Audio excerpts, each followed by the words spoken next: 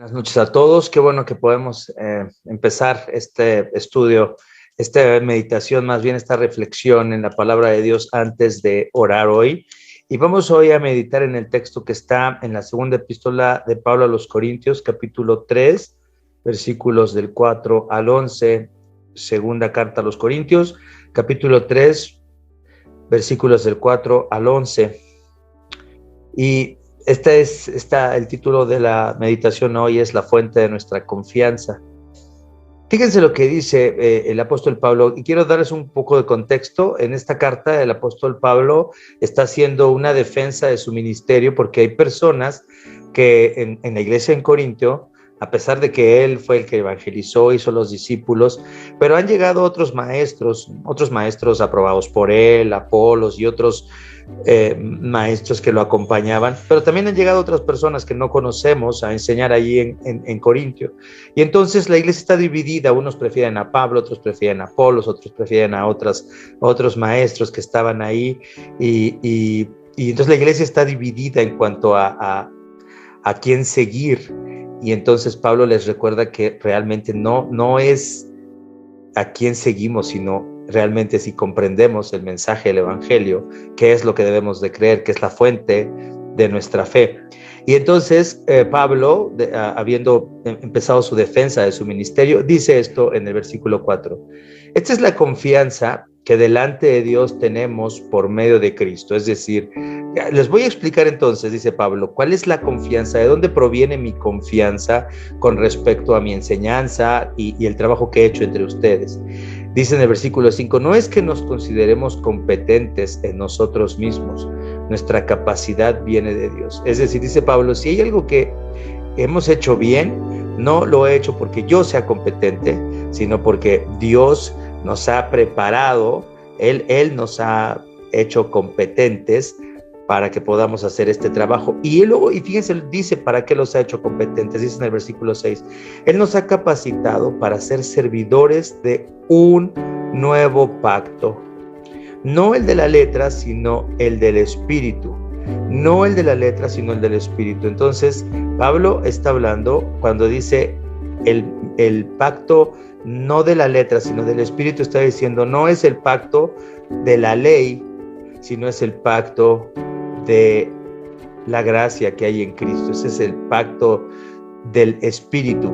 Dice, porque la letra mata, pero el Espíritu da vida.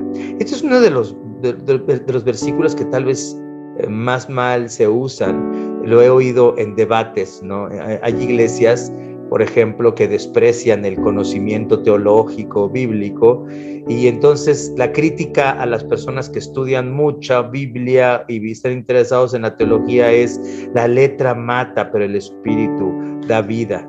Y lo aplican mal, porque Pablo no está hablando del conocimiento, de tener conocimiento, de aprender la Biblia, de conocer profundamente nuestra teología cristiana, sino Pablo está hablando de que la letra mata, está hablando de la letra de la ley. La ley es la que nos mata. Si pusiéramos nuestra esperanza para salvarnos, para nuestra salvación, en la letra de la ley, ninguno de nosotros podría salvarse, porque ninguno de nosotros podría ser justificado delante de Dios por las obras de la ley, como lo dice el apóstol Pablo. El Espíritu da vida, pero no es el Espíritu así como el Espíritu de Dios viene y ya, no. El Espíritu da vida, ¿por qué? Porque estamos en Cristo, y Cristo dice que a los que le obedecen, que a los que creen en su nombre, a Él es a los que les da el Espíritu Santo.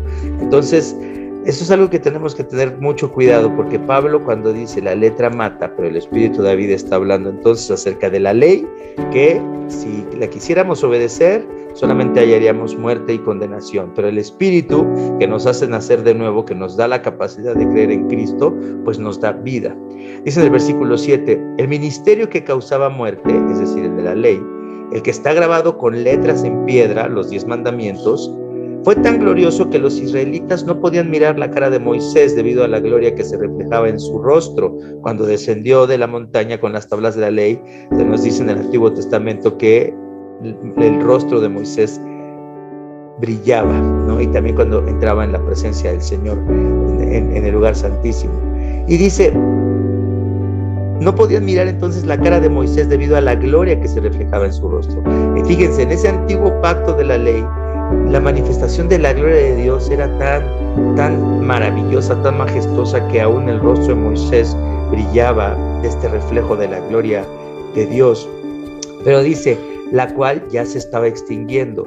Es decir, esa gloria de ese pacto se estaba extinguiendo porque venía un pacto mejor. Eso es lo que nos está diciendo Pablo.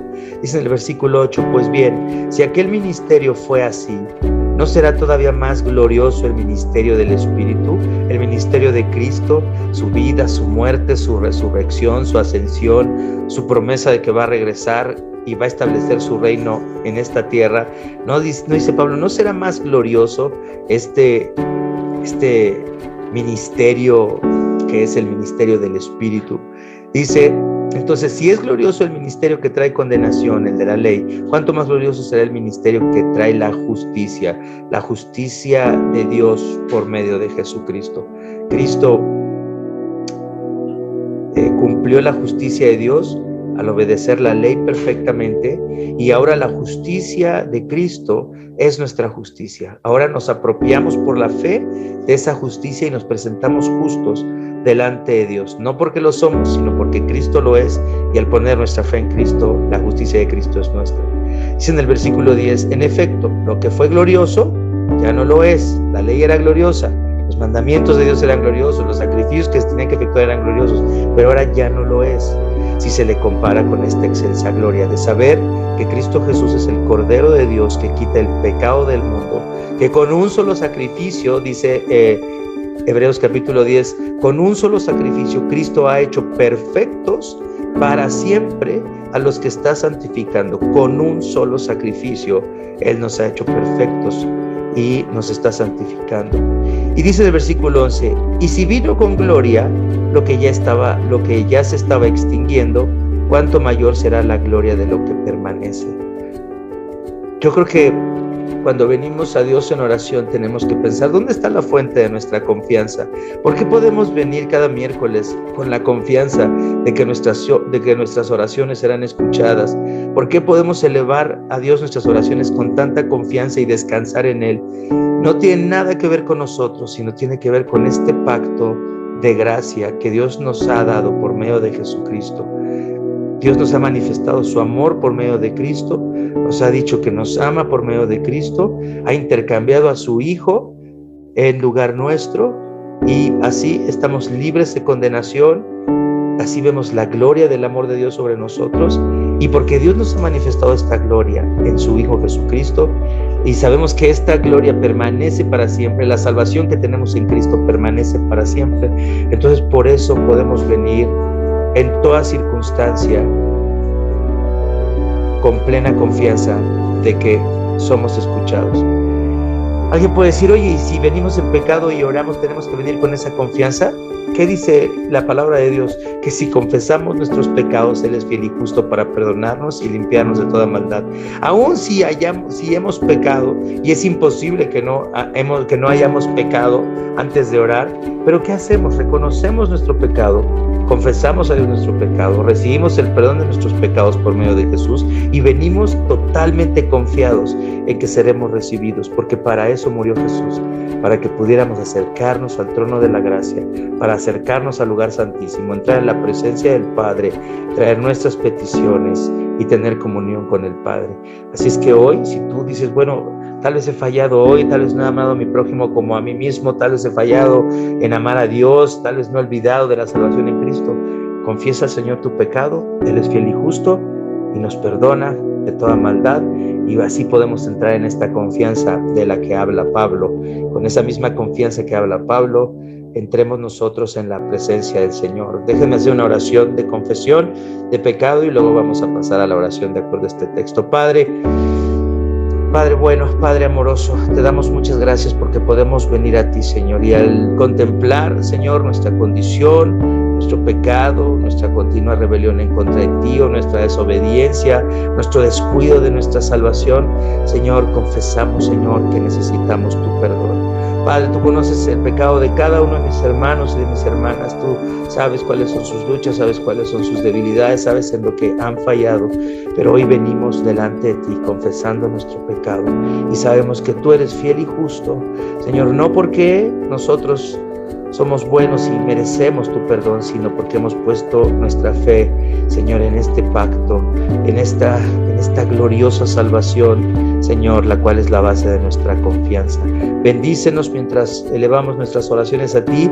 Entramos, Señor, confiados a tu presencia, confiados, Señor, no en nosotros, sino en la obra de tu Hijo Jesucristo. Por eso elevamos a ti nuestras oraciones. Por eso, Señor, te decimos que queremos confiar más en ti. En el nombre de Jesús oramos y te damos gracias. Amén.